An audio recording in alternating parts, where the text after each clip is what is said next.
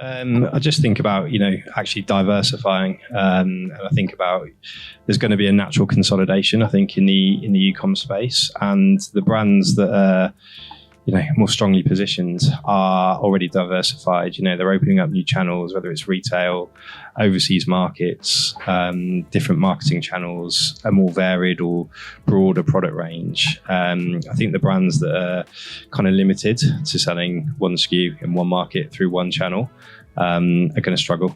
I think diversification and actually having that omni-channel approach is just going to become more and more apparent, I think, in the e-com space. So that's very similar in e-com, right? So, a lot of goods are coming from the Far East.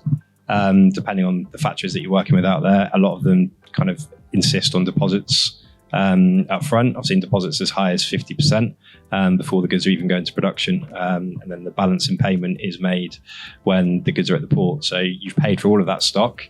Obviously, you've got sort of 30, 40 days for it to go on the water, it gets to the UK, put it in the warehouse, it's ready for sale. And then in your situation, you've got to wait another 60 days from your customers to turn that into cash. Classic example of where a funding solution would absolutely help. Because, I have seen it, in fairness, with some Far East suppliers, depending on size, the deposits can be removed, and some of them will actually have that trust where they will release the goods. Yeah, but it's very difficult. I have a saying, like, if your business is growing, you're growing your supplier's business. And I actually saw a really good post on LinkedIn the other day that, can't remember, it was a founder somewhere. Every time he raises a purchase order, he's got a growing business, but every time he raises a purchase order now with his supplier, he tries to get something from the supplier. So whether it's, a better terms on the credit, whether it's a better price, and just like incrementally chip away, rather than going to the supplier and say, I want a 20% discount and I'm not going to pay you a deposit anymore. Those kind of incremental improvements just compound over time, which I thought was quite insightful. I guess on the, because it's B2B, there are other products that exist, like invoice factoring. So it's kind of weighing up, like, what's the cost of doing that, going down that route, versus, giving your customers an incentive to pay you early.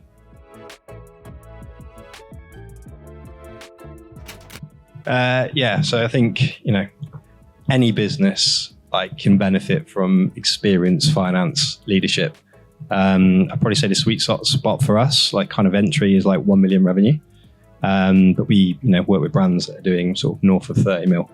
The benefit of fractional CFO is it costs you a fraction of the cost of a full-time CFO being in the business. And you get the exposure. Sorry, the fractional CFO has obviously got the exposure of working across multiple brands, all in the e-com space in our case.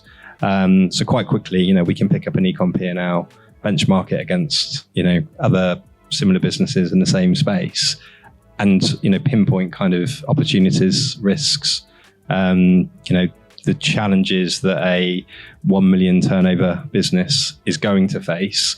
We've already gone through that with our 5 million turnover clients. So we've already got the, kind of the fix for that. Yeah.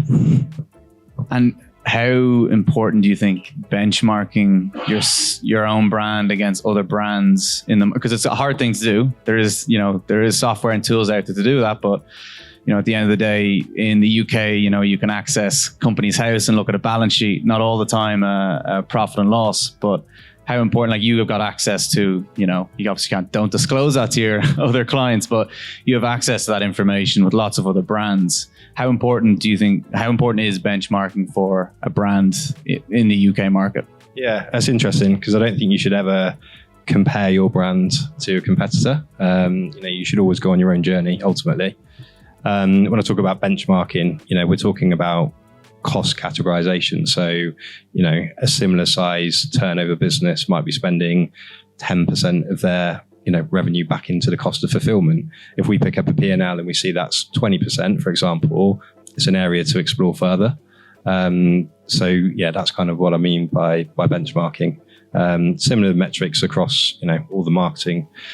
We work very closely with marketing agencies as well. So you can get a view for, a price pointed product and what their average order value is, what's their cost to acquire a customer, what similar brands doing, what similar price products doing in the same space. So I thought I knew a lot about e-commerce when I worked at Ruroc, but I didn't. I knew Ruroc's e-commerce very, very well. So having the benefit of working the last 2 years across multiple brands in this space, selling different products, different prices. Rob will tell you that selling a £2,000 sofa online is very different to selling a £30 tub of cosmetics. So yeah, we've just got that benefit of working across multiple businesses.